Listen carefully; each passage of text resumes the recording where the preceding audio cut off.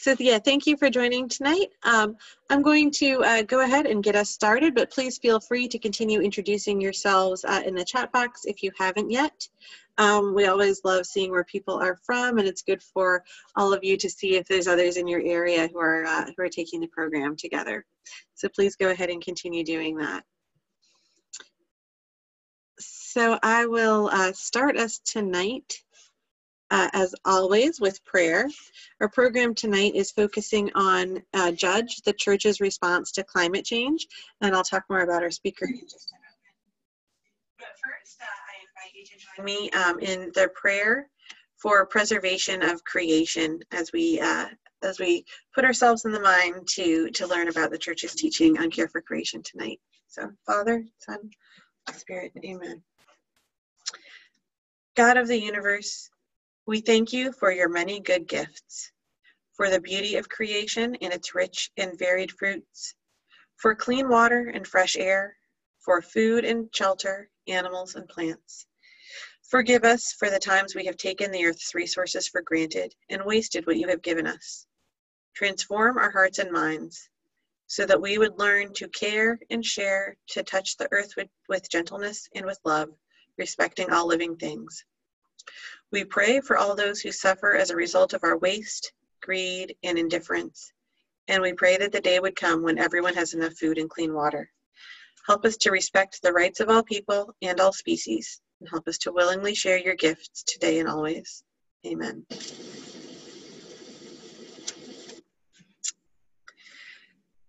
So thank you again for joining. Just an overview for those of you that didn't join last week or that did but might need a refresher.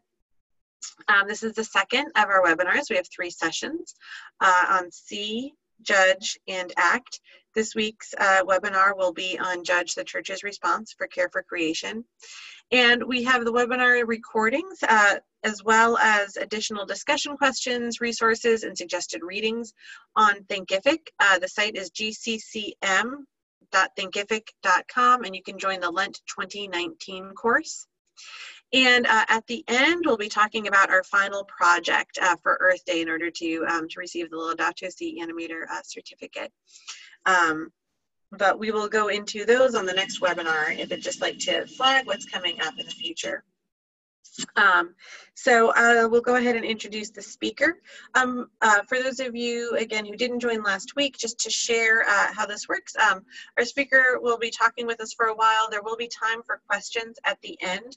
I encourage you to write your questions in the chat box. I realize that there's a raise hand button in Zoom, but we don't use that. It's proved just to be too tricky at the end. I'm trying to coordinate that, so we just encourage you to write your questions in the chat box, and we'll do our best to answer all the questions. If there are some that seem to come up a few times that we don't get to, we'll include those in the discussion sessions on Thinkific. So again, make sure that you include things in the chat box.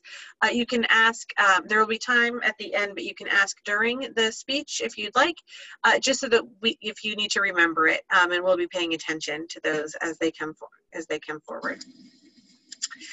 So I'm very happy today to welcome Jacqui Remond. She is a former National Director of Catholic Earth Care Australia and a co-founder of the Global Catholic Climate Movement. She's worked as an environmental educator and developed numerous partnerships, including the National Energy Efficiency Network and a strategic system-based integrated sustainability. Sorry, I cut off a word there, Jacqui. But the program stands for ACC. Initiative. Initiative, Sustainability Initiative. And is the co-founder and former convener of National Council of Churches Australia Eco Mission, as well as many other engagements with the Catholic Church, with eco-conversion, and with building sustainability programs.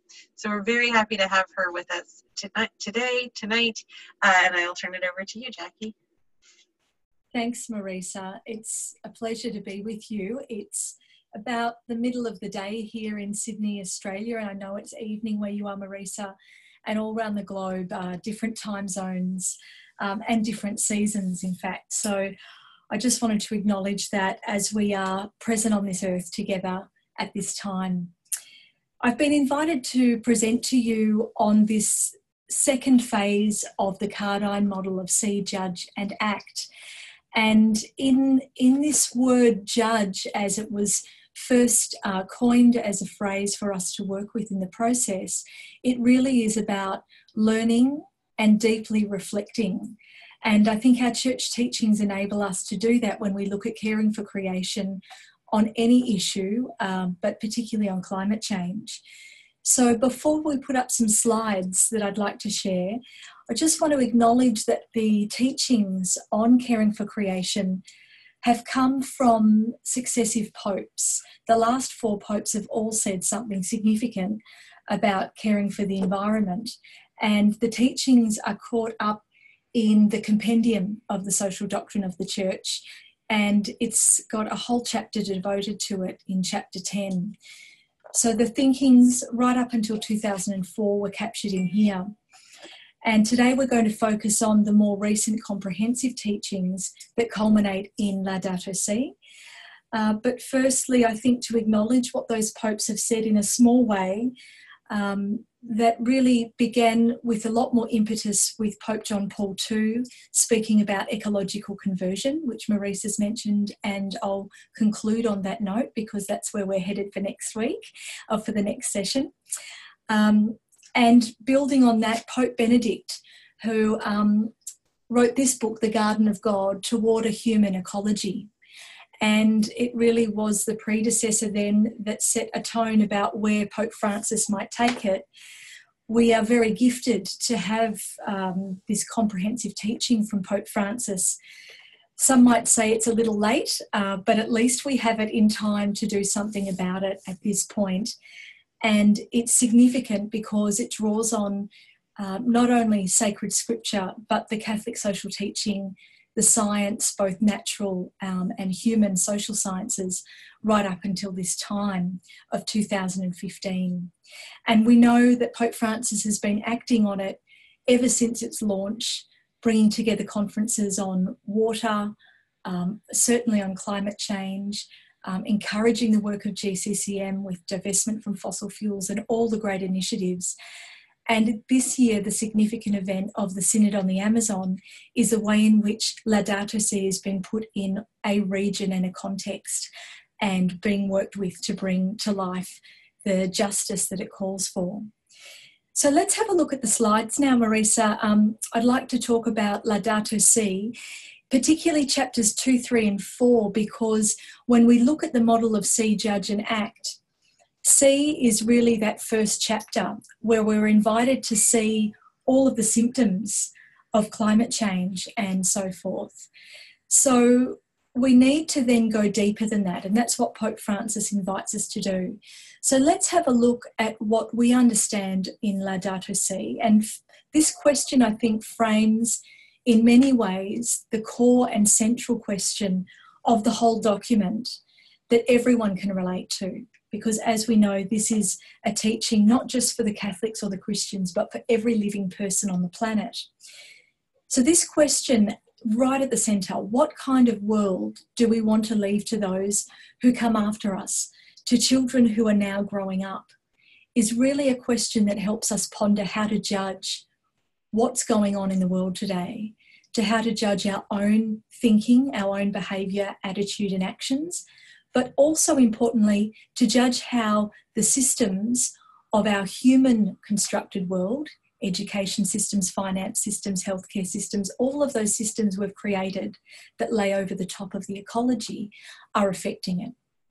Next slide, thanks Marisa. So just to remind us that your last session was focusing on what is happening to our common home, looking at the issues of biodiversity and climate change, at water, at the gap between the rich and the poor and that ever-growing widening gap, the inequality in that, but also looking at the breakdown in human societies. So here Pope Francis named all of the symptoms that we see. Most importantly, chapter 2, next slide please, he then starts to explore how we can reflect on this, how we can form some sort of judgment about what we're seeing in these symptoms. And the first place he invites us to go to as a wisdom tradition is the gospel of creation. Here he's pointing not only to the written gospel of the words of Matthew, Mark, Luke and John, but also the gospel of creation that is all around us, that is this 13.7 billion year story. And the fact that creation is a great gift from God. Each and every one of us and every single thing around us, the atmosphere, the particles of air and molecules, the rocks, the water, the animals and everything is a gift from God. And he draws on the rich faith tradition of Judeo-Christian sacred scripture, particularly in this chapter, at the beginning, to put us in an orientation where we can see what our role is, the human role, in caring for this splendid gift, this sublime communion that we're called to.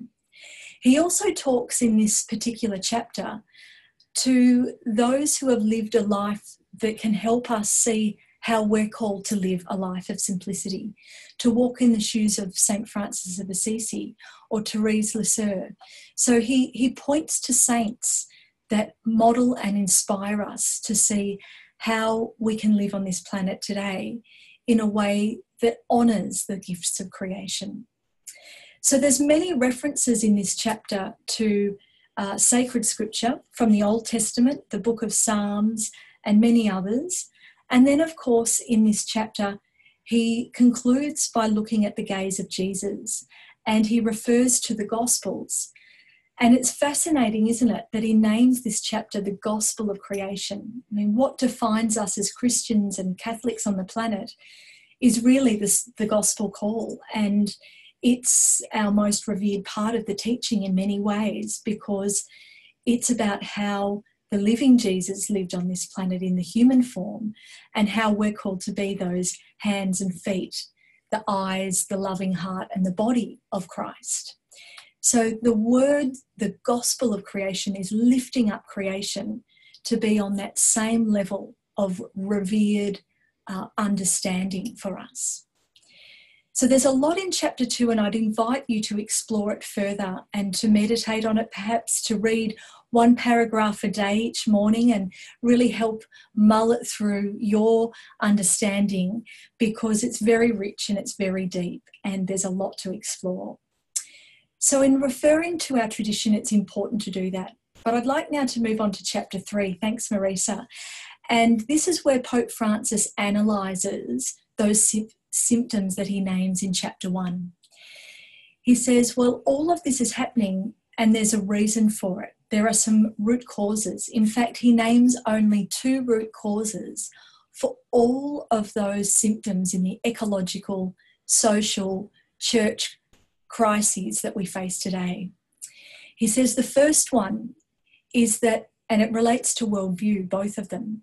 The first one is a human worldview that prioritises or centralises around technology, saying that actually when we break things into parts, we can find a solution. And he says this is flawed thinking because when we focus only on the parts and we fragment our thinking of how the world works and what we see, then we find a solution for a problem, but it has often very unintended consequences in other parts of the ecological and human social systems. He says that we've got so involved with the progress of technology, despite the good that it does in terms of medical advancements and communication, such as the World Wide Web. And he says these things are truly wonderful, genius inventions, and they do great social good and some ecological good too. But he says the problem is if we hold technology at the core of our worldview and thinking, that would suggest that technology is going to save us, that it's the next breakthroughs that are going to be what gets us out of this diabolical mess we're in. He says this is flawed thinking, and actually he says we need to hold a wholesome view. He says technology is a part of the solution, and it is an important part when we look at the issue of climate change in particular because of the renewable energy constructs that are so important, that give us another form of energy that we so need and rely on for our survival on the planet. But he says this is just part of it. And if we hold a central perspective, which is more based on, as Christians and Catholics, a theocentric worldview, a God-centered worldview, and have technology as part of the solution along with all the other dimensions, then we'll be in a much better place to dialogue and solve these problems.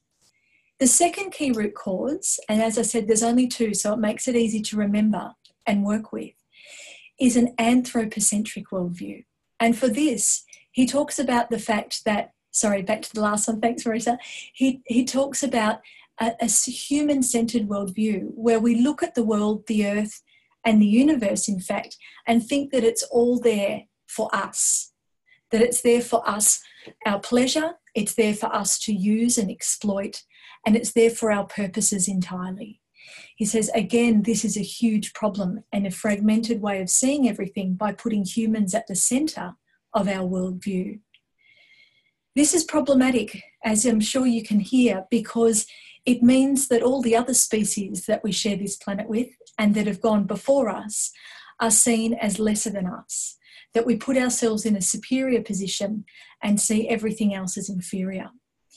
And that in fact we see ourselves as having a right to all of these things within our lifetime, which places at jeopardy future generations who are coming and the story of solidarity.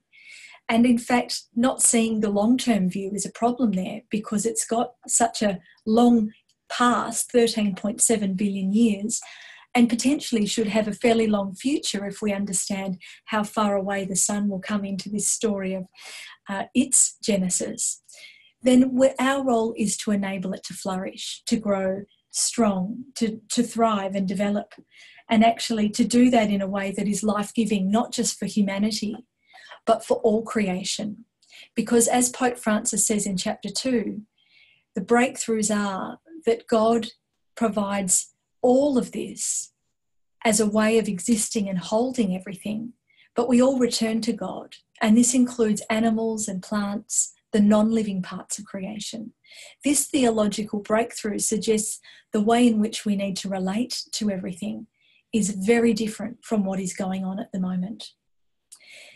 So those root causes are a really important analysis for us to be aware of and alert to as we're having conversations with people in the world, our friends and neighbours, our family, but also politicians who might say to us that they're investing a whole lot of resources into the next technological breakthroughs. We need to go, aha, well, this is important. We need to invest in that. But that alone will not save us and will not sort out these problems.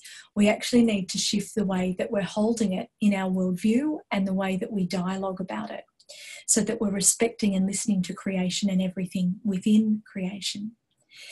So what he points to here in these root causes is something for us to constantly tune into when we start to see ourselves as above and beyond other species, as more important.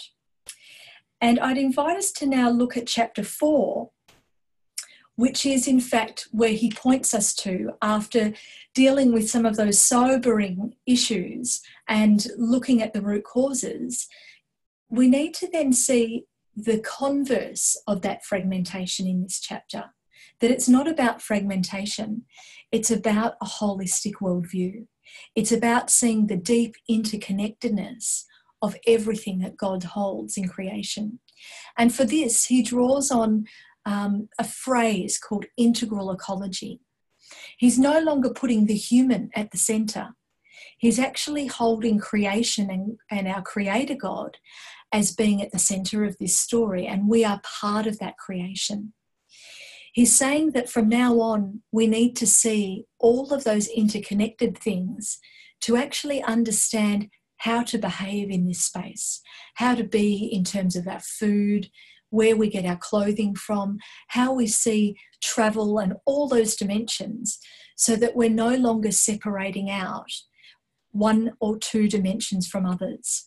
He says it's no longer a crisis here or an issue there, but it's actually one ecological and social crisis we face. And the way in which we respond to it can no longer be just looking at the environmental or the social or a single issue. It needs to be bringing an integral ecological perspective and worldview. To help illustrate this, the next slide shows the different spheres of integral ecology, if you like, so that we can see how all of these are important in a human integral ecology perspective. That it's about the social as well as the economic, as well as the spiritual and the natural. It's about the cultural dimensions. It's about the ethical morality calls, and it's also about the political together. So we might enter a conversation in any one of these spheres, but to leave it separately as that would be a disservice to the call of wholeness. That really is what Jesus' gospel message is about. It's about living the fullness of life.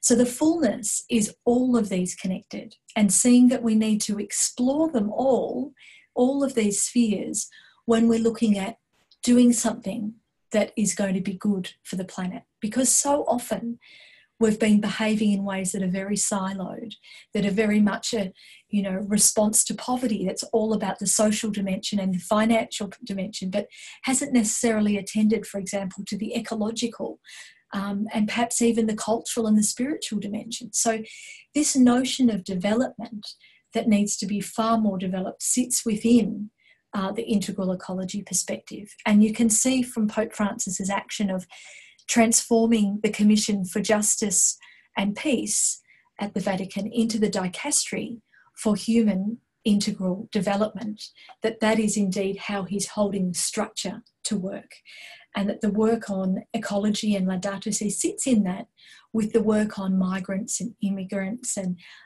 all the other issues that used to sit in other siloed areas of the Vatican, some within justice and peace and some in other areas. This is how we're called to work. It's paying attention to the science, absolutely. It's listening to our leaders of the times in terms of governance, and it's actually making a call from that deep sense of judgment space and operating out of a whole integral ecology perspective that we're being called. Now, this transformation doesn't happen easily, and it certainly doesn't happen overnight or by simply reading chapter 4 in Laudato Si.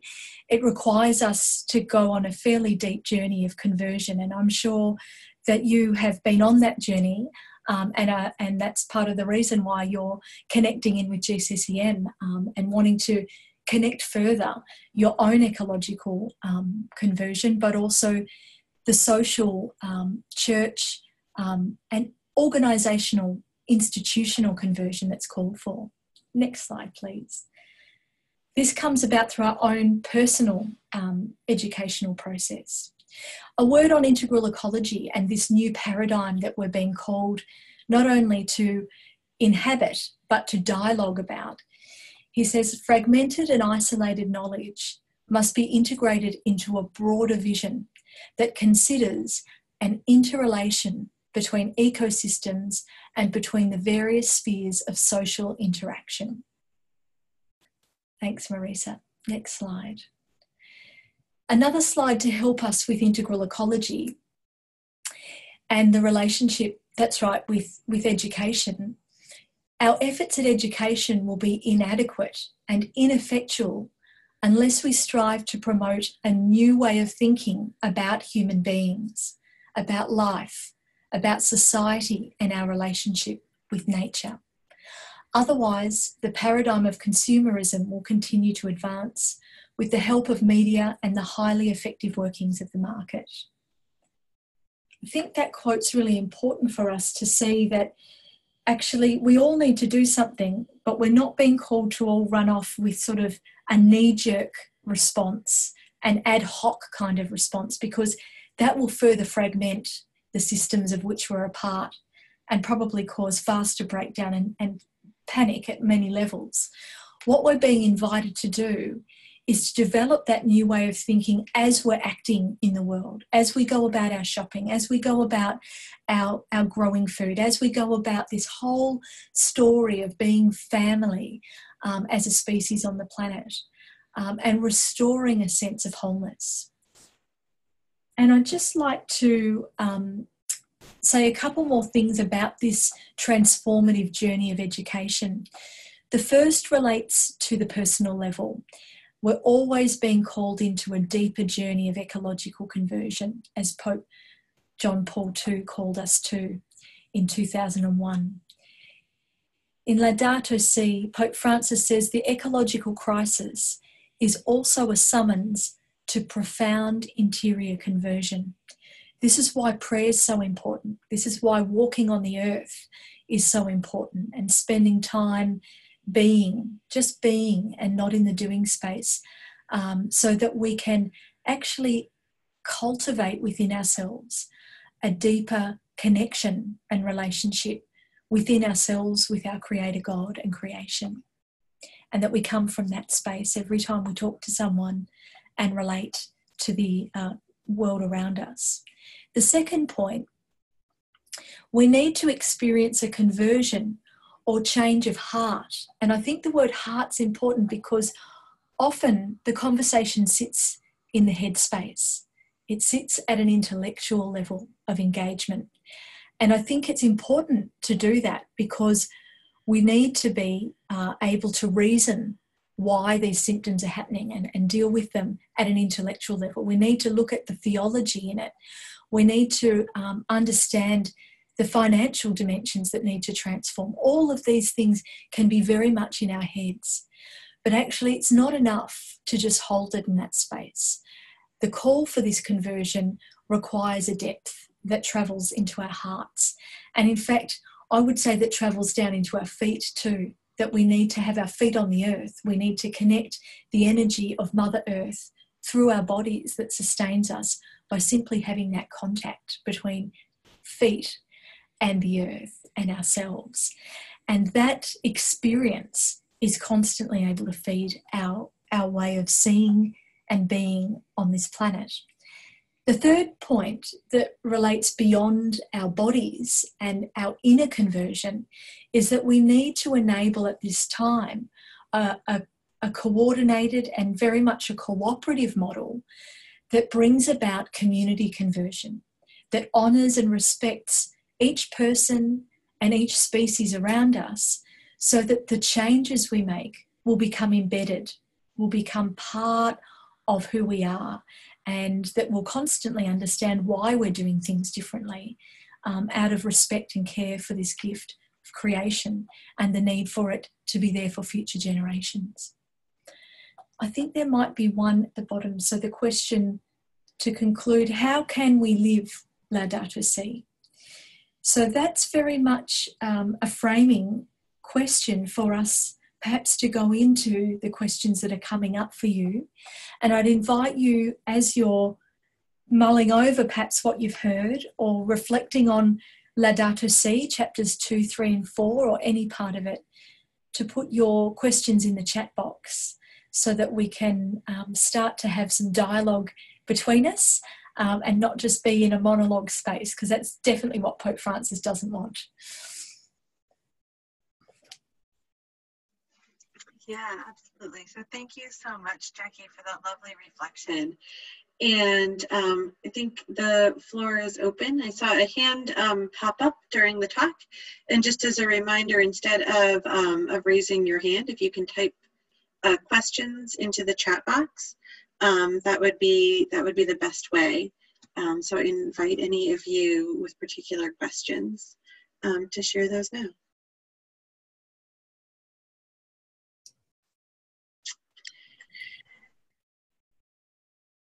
And perhaps, oh, go on. I was just going to say, while people are considering a question they might have, I can't see any there, Marisa, by the way, can you? No, not at the moment. I just wanted to check that. You know, how is the church responding to climate change is also one of the framing things for this session too. And I think what we've seen has been within local churches in countries, some changes since Laudato Si came out. There were some pioneering initiatives that started a couple of decades ago in different parts of the church and in different countries. It wasn't always across a bishops' conference at a structured level that there was a coordinated response, but sometimes there were. And it became clear to me when I was at a conference in 2014 in New York, where Karina Gore held a conference bringing together world faith leaders and world Indigenous leaders, that the Catholics and the different religions met at certain points in the conference to connect, that we said, really, you're beavering away doing your work there. I'm in Australia doing it. You're over in the US doing it with the Franciscan Action Network, etc. We are a global church. We need to connect this and we need to make it our whole systems approach. So we started talking at that point on Skype once a week. And it was from that we said, look, the big issue of our times that we face is climate change. Let's write a statement. And we knew that Pope Francis was going to the Philippines to talk to the victims from Typhoon Haiyan who'd survived that and to be with them. And so we had a statement presented to him there, and he gave us the encouragement to continue. And it was within 6 months that the wonderful Laudato Si came out, and we were able to get behind that call and invite people to sign the petition, which helped mobilise the Catholic community and other faith communities towards the Paris Agreement in 2015. So we feel really buoyed and supported by, obviously, the teachings of Pope Francis, but actually the global response that's happened from individuals and over 600 Catholic organisations globally that embrace that call for action. So we're pleased that that's happened, and we're constantly in dialogue at the steering group meetings, the board level meetings and the staff meetings to further the work that's not only about deepening it so that we in communities can grow it through the Laudato Si circles, for example, in small communities, but also to have those punctuation points in time where whole communities gather, like in the season of creation and Earth Day coming up. But we're also doing it across our structures and systems so that we can better network the scientists, the social scientists, those who are heralding in this call of knowledge and understanding with a faith response. And you might know that last month there was a conference at the Vatican just 2 weeks ago on the Sustainable Development Goals and religions. And we've been able to connect those very much. And I think there's more work to do in that space too. Now, some questions are coming in. So I will pause there. And Marisa, which one do you think first? Yeah, so I think one that comes up often that somebody asked was how much buy-in is there among the ecclesial bodies in the world along with this, and where are we seeing leadership in the church, and how much are the ecclesial bodies and the bishops' conferences really embracing it? That's a really good question. We're constantly monitoring this as well because it is changing. It's changing all the time. There's been early adopters, like in any system, where there's been bishops' conferences stepping up to the story, like in Australia in 2002 by setting up Catholic Earth Care Australia as an agency to work across the 28 dioceses in Australia. But that hasn't always been strong and well-resourced, so it fluctuates. Even when something starts, it doesn't mean it's maintained and goes strong forever and a day. But they live out their purpose. In the Philippines, in Manila, early on, having somebody employed to work on sustainability was a great step forward and wonderful progress. Since then, there's been a whole lot of different initiatives that have grown up the story in that very Catholic country, which is so important to see how they embraced very early on the season of creation and have gone so much further with their initiatives. Religious groups around the world, Catholic religious groups, have often set up at their retreat centres an ecological focus, whether it's the Mercies or the Josephites. The Jesuits over the last 10 years have started to get on board, and their Superior General just, was it last month or 6 weeks ago, got the endorsement from Pope Francis for their 4 key directives going forward as a global order. And the 4th of those 4 directives is caring for our common home. So we're seeing breakthroughs come through. We're also seeing at a secular university like Oxford, the Laudato Si Research Institute being set up by the Jesuits at Campion Hall. We've seen Pope Francis set up a group called Scholas Chairs, which is about research between and across universities, and there are 100 universities involved in that, plus other educational bodies that are researching Laudato Si in its application. So it depends which sector we look at, and I think we should mention youth as well here, hey Marisa, because we're delighted that whilst the World Youth Days have been a place for action and drawing attention to caring for creation, this most recent one at Panama enabled an ongoing youth movement to be launched and emerge called Generation Laudato Si, or Laudato Si Generation. Mm-hmm. And I think this, this again, we're seeing breakthroughs happen, and they're constantly happening. In Ireland, the first Bishops' Conference to divest from fossil fuels occurred. We hope that the other bishops' conferences around the world will follow suit, but it often takes a lot of work happening internally to enable the risk analysis and the ease with which a decision like that can be made, because it's often highly debated. And sometimes the bishops' conferences themselves don't understand where all their finances are invested before something like that comes up. So it can take some years to do that investigation and make a good call on it. So I think, it is about rebuilding the church, as St. Francis was invited to. And so it's happening at multiple levels in different ways. And we've just got to keep amplifying the call for that and encouraging it from where we are. So influencing those whom we know and we can talk to, and building up the connections. Another question I see, Marisa, is about Indigenous wisdom from, is it Christine? It's a great question. There is a key mention about cultural ecology in Laudato Si, and it's in chapter 4 on integral ecology.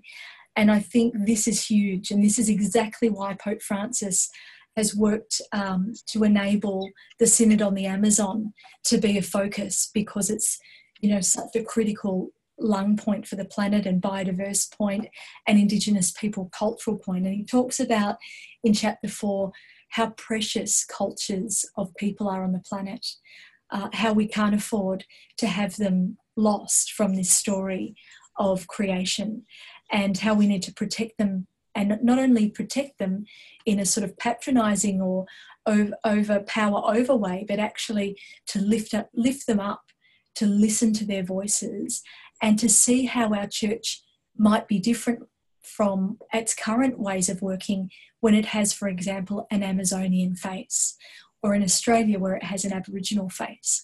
So these are the calls for conversion that include culture.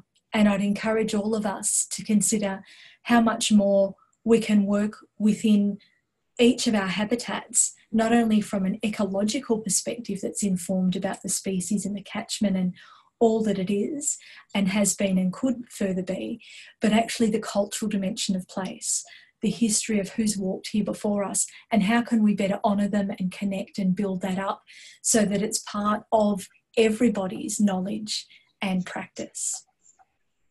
Yeah, thank you for that. And just as a to sort of reinforce some of the things that Jacqui said about the Amazon Synod, that there is an ongoing discernment process that the church, in segments of the church, are meant to go through on how to engage in the Amazon Synod, and a large part of that is talking with Amazon communities, Indigenous communities, and speaking just anecdotally of what we've heard from within our network. It really has been an inspiration to reach out. Almost every population has talked about how they can start engaging more intentionally with Indigenous communities in their area. So there's been a lot of thought given to that. So thank you for the question. Another question that we had was someone just asking, so these are kind of connected. how do we change people's hearts? And then in a more directive way, how have you engaged a group of people or a parish to get engaged, and what have been some of the most effective methods when teaching Laudato Si? Yes, sometimes the hardest place to work is in our own backyard. It's that call of being a prophet, isn't it? A prophet of this new era.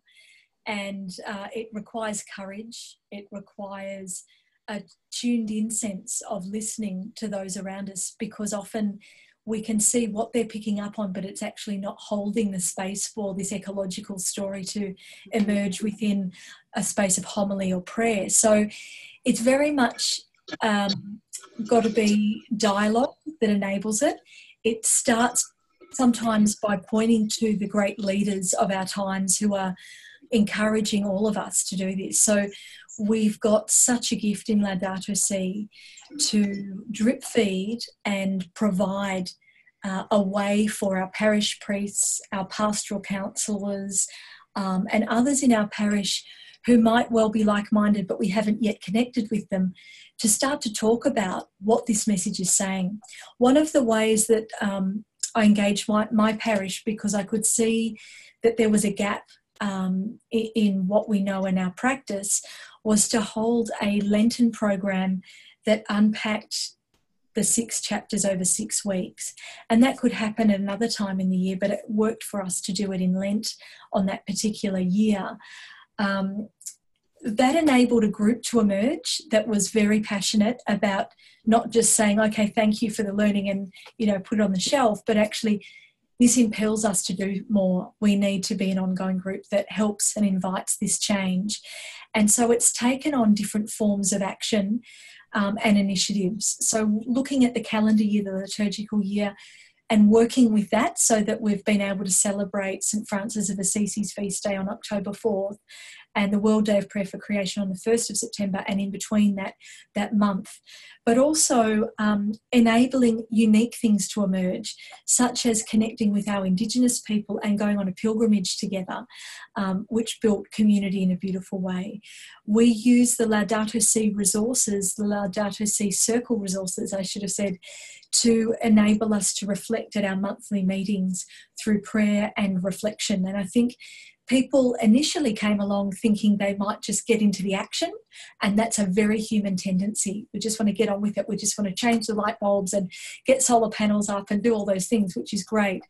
But being able to hold it so that that deep space is nurtured of interior conversion as well as the action. So it needs to be both and, as Richard Raw talks about, contemplation and action. The most important word there is and.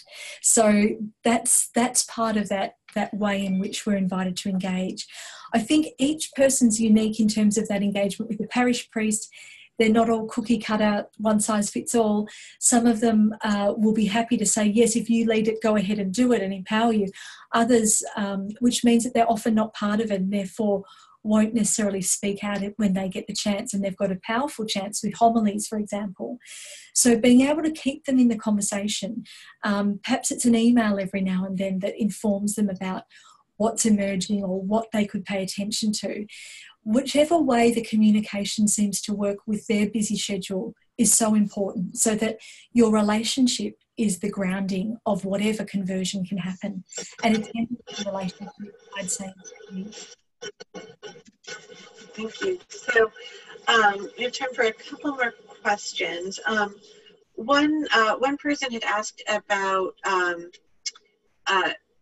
being in touch, and specifically talked about his interest in nonviolent civil disobedience, and not seeing that get traction on this important issue. And just wonder if you have any sense or feedback on some of the ways that we can engage in the radical way that we need to in the church, and in an effective way. Yes, thanks, Marisa, and thanks for the question. It's a great one, especially at these times when school strikes are becoming more popular.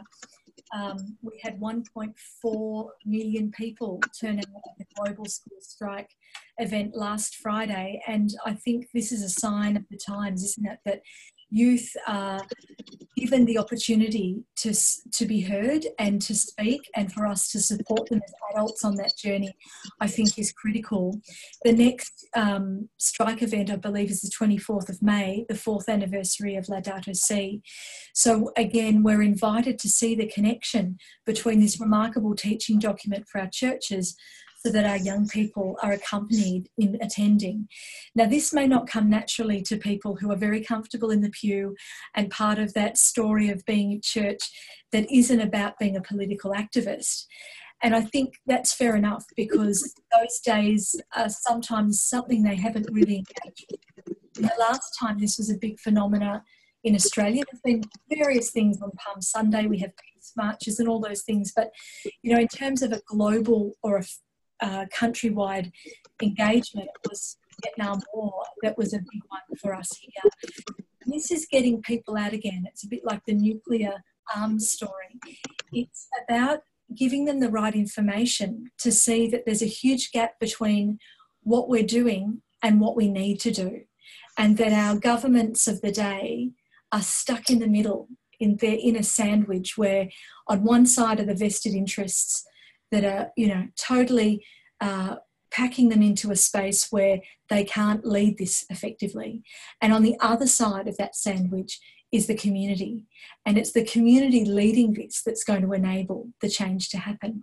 So I think when we empower community, when we invite community by giving them the information, by openly inviting them to come along, some people will say no, it's not their style to get out on the streets with a banner.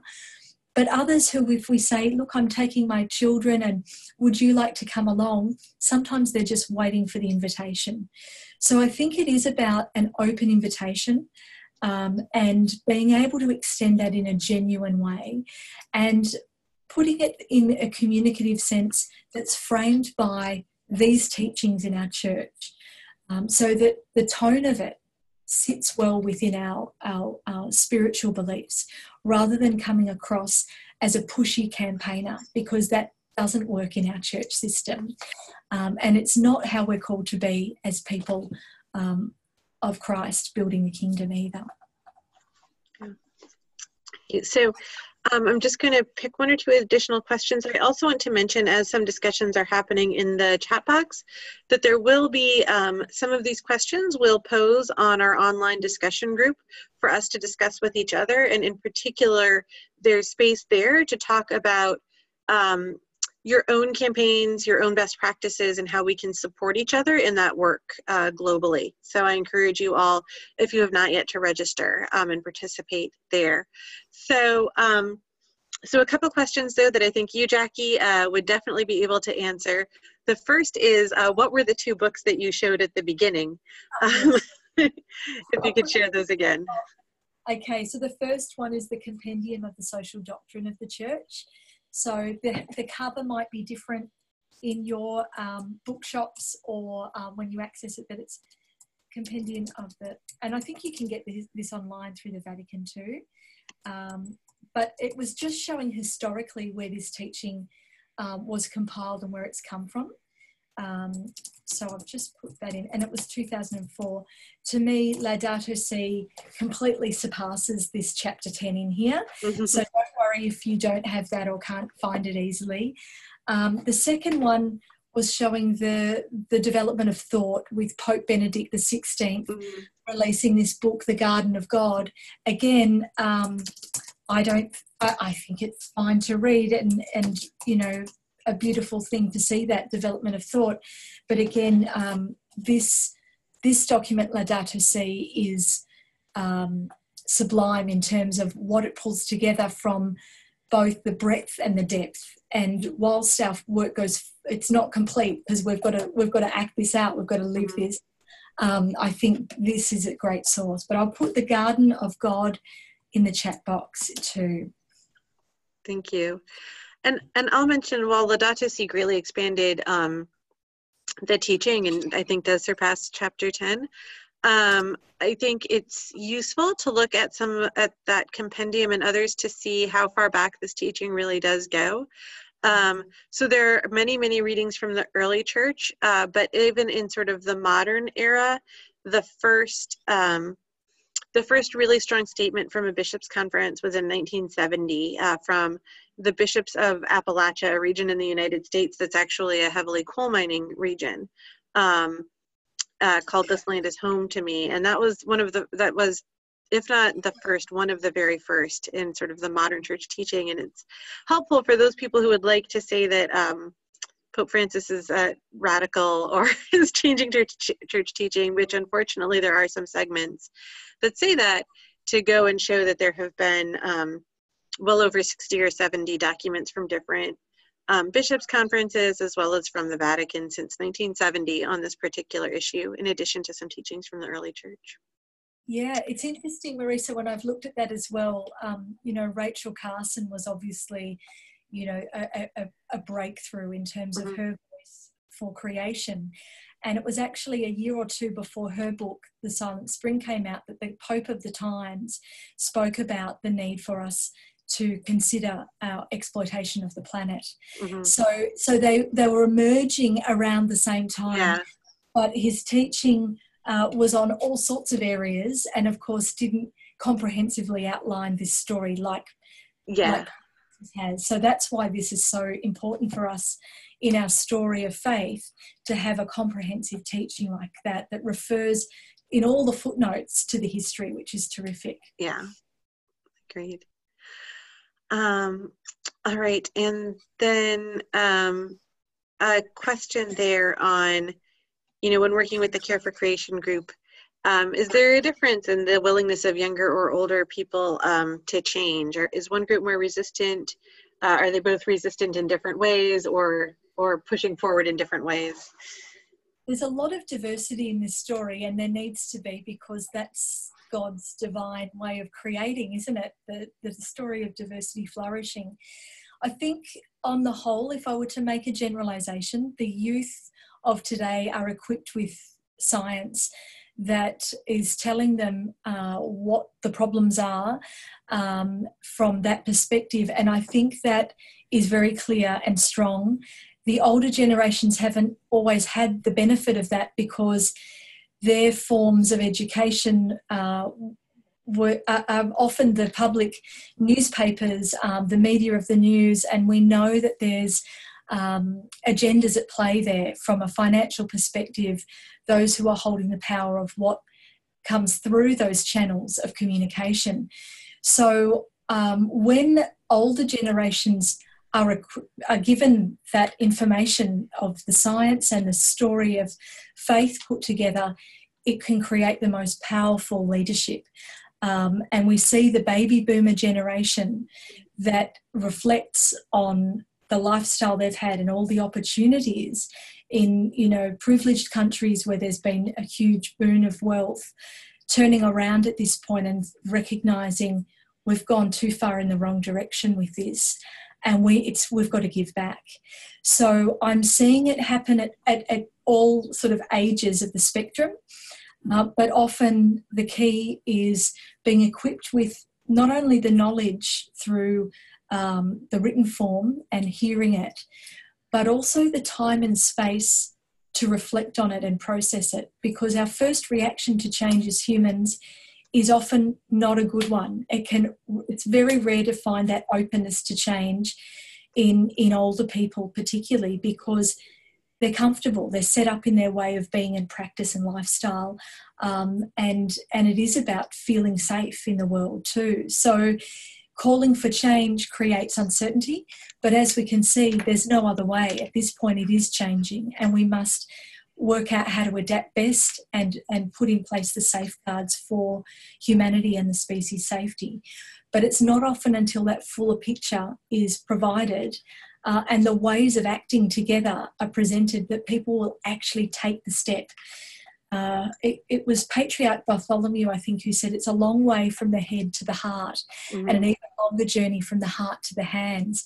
So I think we can see the conversion happening at different parts of ourselves, but bringing it together to act together is another step in itself for inviting people through. So we need to be cautious and patient about the fact that people won't be ready to leap to the action we want them to, but to continue to have the dialogue and hold a space for the change and the development to happen within and outside. So yeah, I think that's great to work with, and it requires our own patience to be cultivated. But I'd also suggest that you work where there's that willingness to change, where there's an opening for the people of whatever age to act. And I just open it up to everybody, myself in a parish context, because you'll get that diversity, and you need that diversity in the voices and the backgrounds too. Great. Thank you for that. So we're approaching the end of the hour.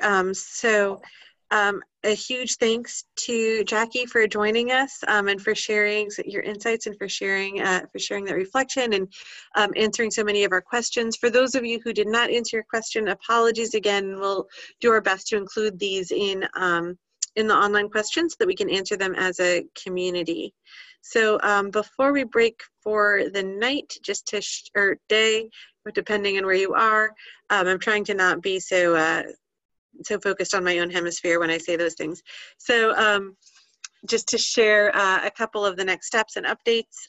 Again, as I've mentioned, these will be on our discussion platform, Thinkific. It also has the recordings of the webinar, and slides were available. One concrete piece you can do now, we have an ongoing Lenten campaign inviting people to give up meat throughout Lent, not just on Fridays. So many of you have already decided what you're doing for your Lenten fast and what you are sacrificing, but it's not too late to add one more.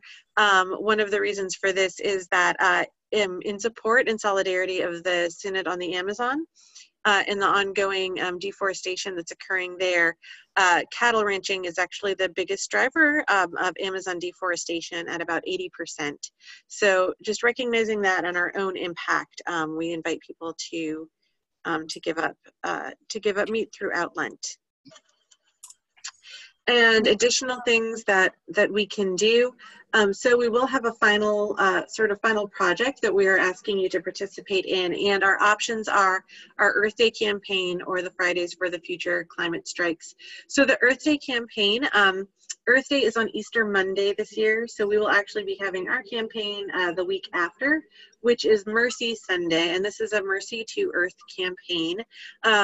Asking you to plant a tree, again, in solidarity with those in the Amazon, and recognizing the importance of trees and plants and forests.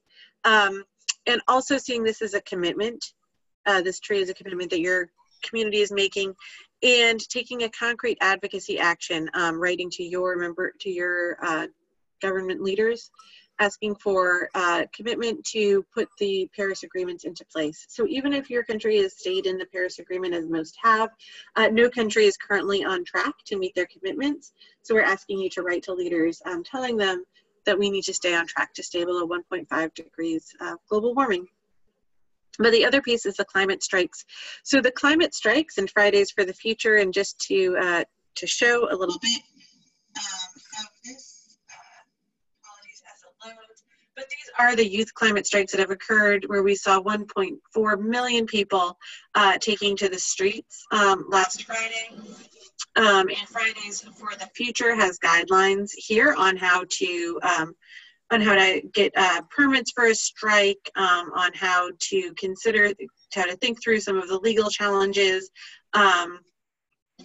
and as well as a lot of images of where strikes are occurring around the world. And the next global strike is on May 24th, which is an important date because this is actually the anniversary of Laudato Si. So this was not decided in conjunction with Global Catholic Climate Movement. It was sort of set by the Fridays for the Future movement, but it is such a wonderful coincidence, and really is grace that this has been given as an opportunity to bring the Catholic voice forward in a strong way. So we will be having additional information next week and the week after on how to participate either in the Earth Day campaign or in Fridays for the Future. And next week in ACT, we will be hearing from other animators who have gone through the program and are putting things in place. So Louis Clovis, who runs GCCM Malaysia, and Chris Hawk, an animator from Alice Springs, Australia, who has a Laudato Si Circle reflection group. Laudato Si Circles are our local teams and prayer groups. And then Agnes Richards, who is working on a GCCM Canada chapter, and Svetla Yarosova, who has a Laudato Si circle in Prague. So, so those will both be there. Yes, Jacqui said that your presentation is available through Thinkific, so that will be in place. The webinars go up either Thursday afternoon or Friday morning. This one, I believe I have the slides from both presenters, so it should be Thursday afternoon. So those will be there. And I see a question on where we should put the most pressure in the United States. So, Sojourn, we'll actually be having a session on a few priority regions. I'm discussing advocacy. United States will be one of those places. So it being towards the end of the hour, I'll encourage you to take a look at that and feel free to reach out to me directly. But we're putting some of those materials on the Earth Day page as well. So again, thank you. Yes, absolutely. Linda, I just wanted to add, when you put in your question and added the comment that you thought it was generous that Pope Francis acknowledged so many other bishops' conferences in Laudato Si. It was not only generous, I would totally support what you're saying there, but I would add that it was part of his strategy, and it is part of his strategy, that the church is no longer looking to Rome and looking at the hierarchical model that's often perceived for the church. Pope Francis is deliberately empowering all of the grassroots of the church and building that up. And I think that's where we can see he's supporting all of our work with Laudato Si. So I'd encourage you to really work where you are and lift up the voices where you are and encourage them to take on whatever it is that the Spirit's calling them to. And thanks to Marisa for organising this great global conference. It's so terrific that the animated program is working with everyone around the globe on a regular basis. Thanks, Marisa. Thank you. Thank you for joining us tonight. I think everyone who attended, I really appreciate your time as well, and look forward to continuing the discussion online. So thank you, Jacqui. Thank you, everybody who joined, and we will speak again soon. Bye all. Bye.